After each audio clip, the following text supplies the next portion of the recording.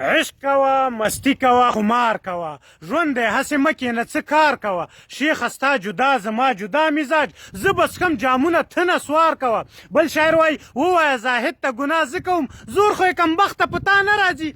زموږ د افغانانو او د پښتنو نیم عمر د نورو په تخریب، غیبت او د پردیو کونو په چوکیداري کې مصرف سو. پلاني ورکړه پلاني ورنکړه، ښه دي ته یې په څه. د ژوند نیمه نوره برخه یې د شوروا او شنچې په تخته کولو کې مصرف شو. شپه ورځ شنچې دي، شورواګانې دي.